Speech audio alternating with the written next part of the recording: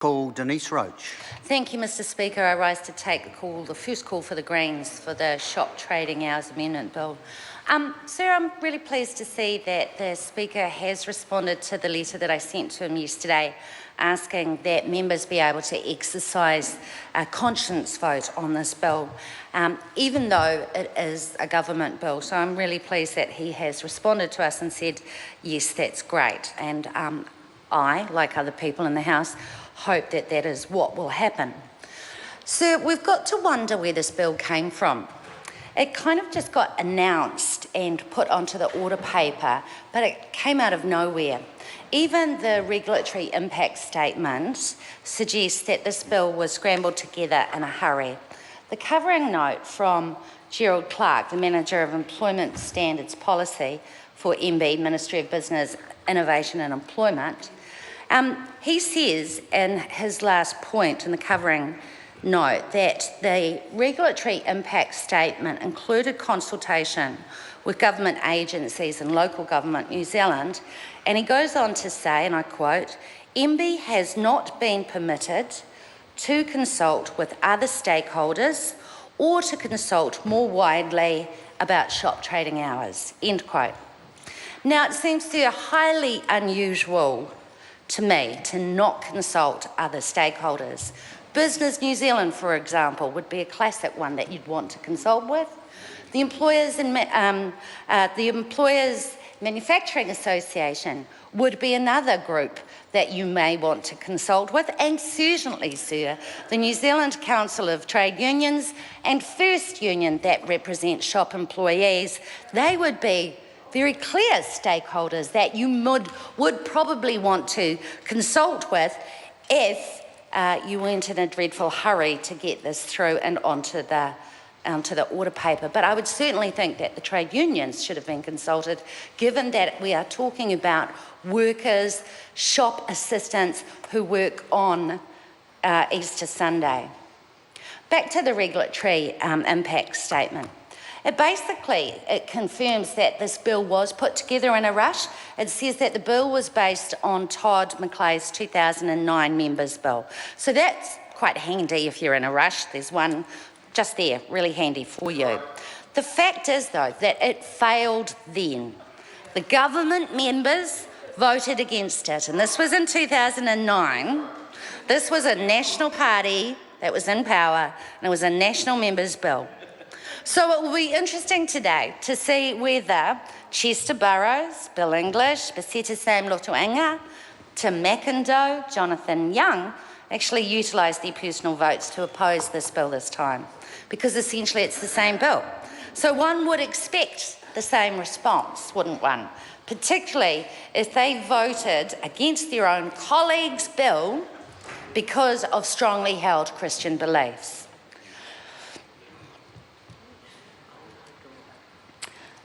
Sir, there's no reason to suppose that this bill will pass its first reading. If MPs across the House do have a genuinely personal vote, and given the number of times that this House has discussed liberalising Easter Sunday shop trading hours and voted against that proposition, so that we may not pass it tonight, and the haste with which it was developed really makes me question why it's up in the House at all. And I think the reasons that it's been put up is that really we should go back and consider what was happening at the time that the Minister, Mr Woodhouse, announced the bill to the media on the 24th of August. Interestingly, that announcement about this bill coincided with the debate in the Committee of the Whole House on this Health and Safety Reform Bill. In fact, just a few days before, the Minister was facing severe criticism with the release of the low-risk industries, which would be exempt from requiring a health and safety representative. And we must remember that those low-risk industries included dairy and cattle farming, and high-risk industries included mini-golf and worm farming.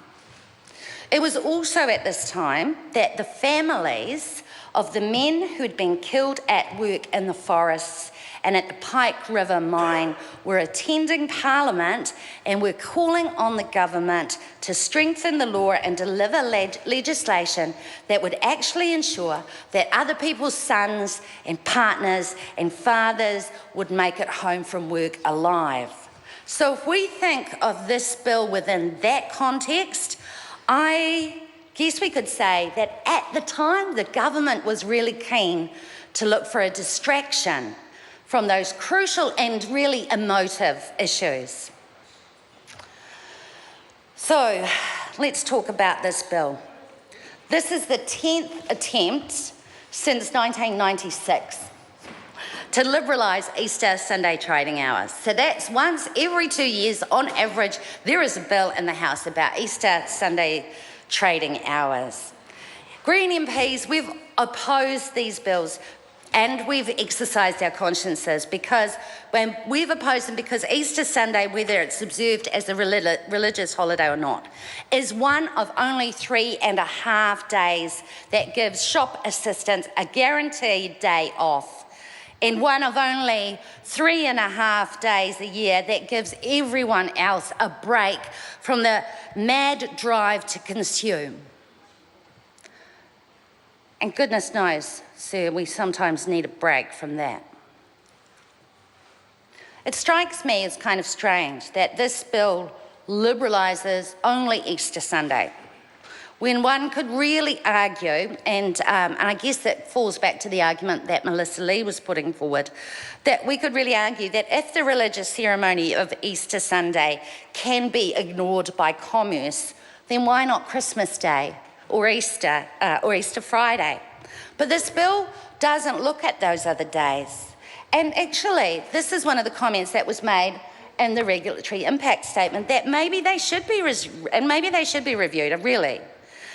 Where the Greens come from is that we support more public holidays, and we'd consider supporting making Easter Sunday a public holiday to increase our annual total to 12 per year and to actually enable those shop assistants who, if this bill went through, those shop assistants to get paid without having to take annual leave. We'd support that, we'd consider supporting that, but this isn't what this bill does. The other thing that concerns us is that this bill essentially gives local councils, the bylaw making power. So that means they can decide whether they can have shops open in their areas if they wish. Now, I have to say, sir, that this seems to be a fairly inconsistent approach, given the way this government has treated local government and the centralisation of an enormous number of local powers, of, things around housing, things around annual plans, things around water. Those sorts of decisions seem to be taken away from local councils, but hey, they can have a say and bear the costs of creating a bylaw so that they can have Easter Sunday as a shop open hour, as a shop open day.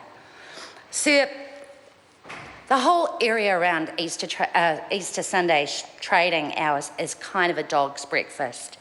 We already have the ability, there's already exemptions in place, and this bill will keep those exemptions in place for Parnell Road in Auckland, the Arts Centre in Christchurch, Carnegie Centre at Moray Place in Dunedin, Marketplace in Hamilton, only on Collins Road, Harbour Market in Napier, and Nelson and Paihia, and Picton and Mariners Mall, and Taupo Central, and Thames and Richmond Court, and Wanaka. You can shop in Wanaka on Easter Sunday in Pembroke Mall, Stage 1 only. So what I'm saying, sir, is that it's a heck of a dog's breakfast, because these exemptions were not made by local councils. These exemptions were made by central government. So you kind of have to wonder whether this government is abrogating its responsibility about having a consistent approach to shop trading hours on Easter Sundays. I certainly think it does. The other area we're dreadfully concerned about is this idea that employees can say that they're not going to work on Easter Sunday and suffer no consequences for it, which is ridiculous in this current environment of industrial relations, which has tipped the balance in favour of employers in terms of Sorry, the balance the member's of power. time has expired.